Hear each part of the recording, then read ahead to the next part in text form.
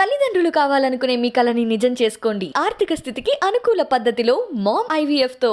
అంటే ప్రభుత్వ పరంగా సంక్షేమ పరంగాను పాలనా పరంగాను సంక్షేమ పరంగా పాలనా పరంగా బాగానే ఉంది. సంక్షేమ పరంగా అన్ని చేస్తాడు. అంటే ఇప్పుడు అన్నీ 100% సాధ్యం కాదు. దళిత బంధు ఉంది, దళితులందరికీ 10 లక్షల రూపాయలు ఇవ్వలేకపోవచ్చు, కానీ స్టార్ట్ చేసి కొనసాగిస్తున్నారు. రైతు బంధు అందరికీ ఇస్తున్నారు. అట్లా ఇచ్చేవి ఇస్తున్నారు, ఇవ్వలేనివి కొనసాగిస్తున్నారు.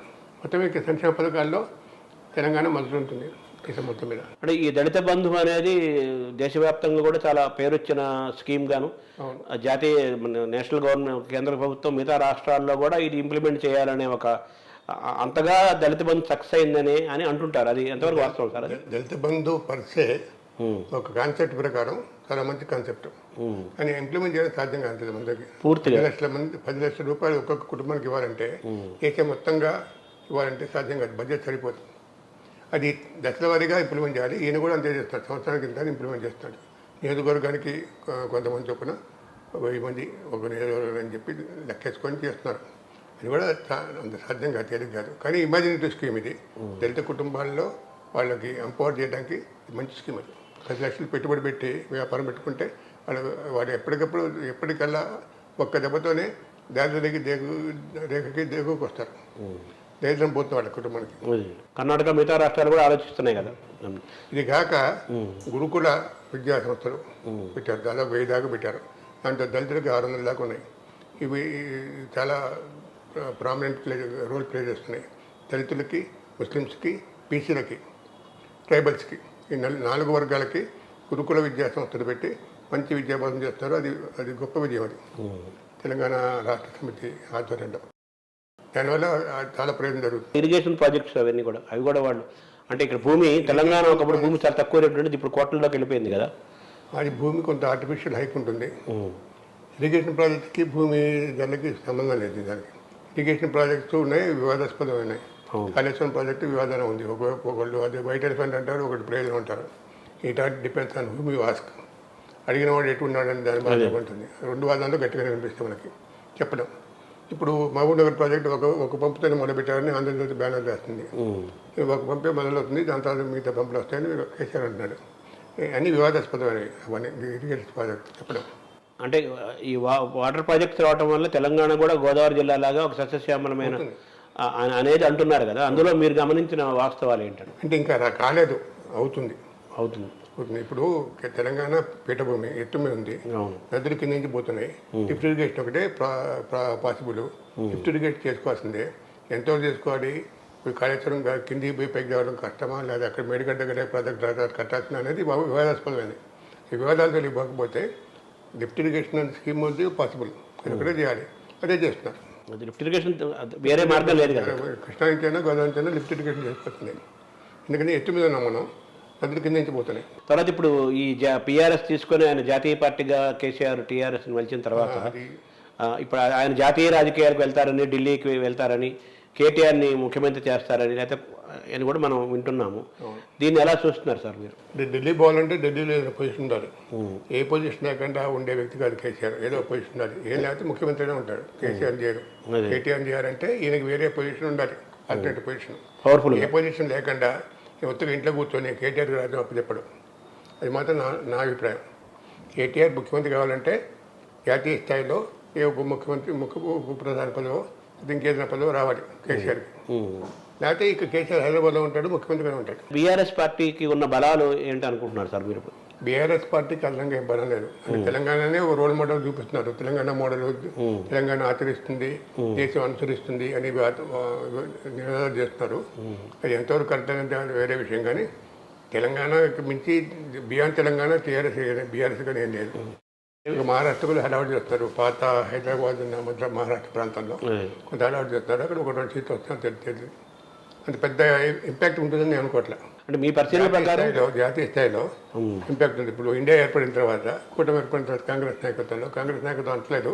దానికి ప్రతిపక్షాలను ఏకమైన తర్వాత ఇప్పుడు మిగిలిపోయిన పక్షాలు ఏమన్నాయి ఇక్కడ నాన్ కాంగ్రెస్ నాన్ బీజేపీ అంటున్నాడు కదా. Non Congress non BJP. Non Congress అంటే ఓకే, నాన్ బీజేపీ అంటే జగన్మోహన్ రెడ్డి నాన్ బీజేపీ అని చెప్పుకోలేడు.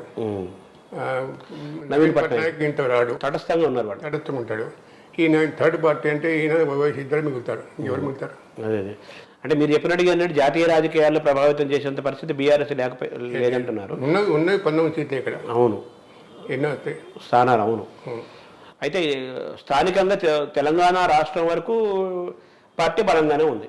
తెలంగాణ రాష్ట్రం వరకు పార్టీ పటిష్టంగా ఉంది, కార్యకర్తలు ఉన్నారు, అభ్యర్థులు కూడా అవసరం కంటే ఎక్కువ ఉన్నారు, దానివల్ల గొడవలు కూడా వస్తున్నాయి. నాయకుడు బలంగా ఉన్నాడు, నాయకుడు పిల్లలు గట్టిగా ఉన్నారు, అంత బాగానే ఉంది ఇక్కడ. ఈ తెలంగాణ యాంటీ ఇంకంబెన్సీ అయితే ఉంది, సహజంగా వ్యతిరేకత డెఫినెట్గా ఉంది. అది సహజంగా సార్ ఎట్లా. అయితే ఇప్పుడు ఈ ఓవరాల్గా ఇప్పుడున్న ఎమ్మెల్యేలు మంత్రులు ఉన్నారు కదా, వీళ్ళని ఎవరన్నా వీళ్ళు గెలవాలంటే మళ్ళీ బీఆర్ఎస్ మళ్ళీ తెలంగాణ అధికారంలోకి రావాలి అంటే క్యాండిడేట్లను మార్చాల్సిన అవసరం ఉందంటారా? మార్చుతాం అనుకున్నాము, అందులో ఉన్న వాళ్ళకి ఇచ్చారు. ఉన్న వాళ్ళలో చాలామంది ఓడిపోయే వాళ్ళు ఉన్నారని మా అభిప్రాయం. సర్వేలు కూడా చెప్పారు ఓడిపోతున్నారని. ఆయన కూడా ఇవ్వటం అనేది ఆయన ఒక ప్రిన్సిపల్ పెట్టుకున్నారు. ఎందుకంటే పార్టీ మారిన వాళ్ళకి మళ్ళీ టికెట్ ఇవ్వకపోతే భవిష్యత్తులో ఎవరు పార్టీలో రారు. ఇప్పుడు రేపు ఈయనకి 50 సీట్లు వచ్చినా, 40 సీట్లు కాంగ్రెస్ వచ్చినా, కాంగ్రెస్ని చీల్చుకోవాలంటే ఇప్పుడు వీరికి సీట్ ఇస్తే కానీ భవిష్యత్తులో పార్టీ ఫిరాయించేవాళ్ళు నమ్మకంగా ఇటు ఫిరాయించరు. అందుకని మొత్తం అందరికీ ఇచ్చాడు. కానీ ఎలక్షన్ వచ్చే టైం కొంతమంది మారుతారని అనుకుంటున్నాను. తెలంగాణలో కాంగ్రెస్ పార్టీ బలాలు ఎలా ఉన్నాయి అనుకుంటున్నారు? కాంగ్రెస్ పార్టీ బలంగానే ఉంది, డైనమిక్గా ఉంది. నాయకుల మధ్య గొడవలు ఎట్లాగా ఉన్నాయి, అవి ఎలక్షన్ టైంలో బయట రాకుండా జాగ్రత్త పడుతున్నారు. ఇప్పుడు ఇన్ఛార్జ్ మారిన తర్వాత కూడా కొద్దిగా ఐక్యత కనిపిస్తుంది. రేపు ఫస్ట్ నుంచి బస్ యాత్ర చేస్తున్నారు, అందరు నాయకులు కలిసి చేతి కలుపుకొని విధులు తిరుగుతారు, పట్టణాల్లో ముఖ్యమైన నియోజకవర్గాలు తిరుగుతారు. దానివల్ల ప్రయోజనం ఉంటుంది. ఒక ఐక్యత ఒకటే వాళ్ళు లోపించింది. ఐక్యత ఉండాలి ఒకటి. 2 ప్రధానమైన భయం ఏంటంటే వీళ్ళని గెలిపిస్తే మళ్ళీ టీఆర్ఎస్లోకి దింపోతారేమో అనే భయం ఉంది. ఆ భయం పోగొట్టాలి. అంటే ఇప్పుడు మొన్న జరిగింది కదా, మంది గెలిచారు, 12 మంది వెళ్ళిపోయారు. వెళ్ళిపోతే ఎవరైనా మాట్లాడాలి, కనీసం ప్రొటెస్ట్ చేయలే, ధర్నా చేయాలి కదా. కాంగ్రెస్ పార్టీ గొడవ చేయాలి, కాముకున్నారు. అట్లా ఉండము. మేము మా దగ్గర నుంచి పోతే మేము ఊరుకోం, గొడవ చేస్తాం, సంకేతాన్ని ఇవ్వాలి. అది మా దగ్గర నుంచి ఎవరు పోరనే సంకేతాన్ని ఇవ్వాలి. ఇస్తే కానీ కాంగ్రెస్ నమ్మరు. అంత బలం వీళ్ళకి అధికారంలోకి వచ్చే పరిస్థితి ఉంటే ఇవన్నీ వస్తాయి. అదే అధికారం లేనప్పుడు బలహీనం అయిపోతారు ఆటోమేటిక్. అధికారంలోకి రావాలి, అధికారంలో రాకుండా తక్కువ వస్తే, అంటే మెజార్టీ కంటే తక్కువ వస్తే అప్పుడు వీళ్ళని కొనేసే అవకాశం ఉంది. ఆ భయం అయితే ఉంది జనాల్లో. అదే వీళ్ళు ఉంటారా, వీళ్ళు టీఆర్ఎస్ కలిసిపోతారని. అయితే బట్టి విక్రమార్క ఆయన పాదయాత్ర చేశాడు, వీటి ప్రభావం ఏ విధంగా ఉంటుంది?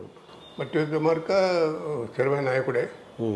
ఉన్న వాళ్ళలో బట్టి విక్రమార్క, రేవంత్ రెడ్డి ఇద్దరే ఇప్పుడు ప్రధానంగా అక్కడ పిసిసి లీడరు, సిఎల్పి లీడరు ఇద్దరు ఉన్నారు. అంటే రేవంత్ రెడ్డి కంటే ఎక్కువ కాలం ఆయన పాదయాత్ర చేశాడు. రేవంత్ రెడ్డి పిసిసి ప్రెసిడెంట్ కాబట్టి దాన్ని బిజీగా ఉన్నాడు. రేవంత్ కూడా డైనమిక్, బట్టి విక్రమార్క కూడా మంచి నాయకుడు. అంటే ఈ పాదయాత్ర ప్రభావం ఏమైనా ఉందంటారు? ఉంటుంది, ప్రభావం డెఫినెట్గా ఉంటుంది. జనంలో పోయాడు. ఉత్తర తెలంగాణలో మంచి ప్రభావం ఉంది. ఆదిలాబాద్లో మంచి రియాక్షన్ రెస్పాన్స్ ఉంది అన్నాడు. నేను కలిశాను మహబూబ్నగర్ పోయి విక్రమార్క గారిని. నార్త్ తెలంగాణలో చాలా మంచి రెస్పాన్స్ ఉంది అన్నాడు.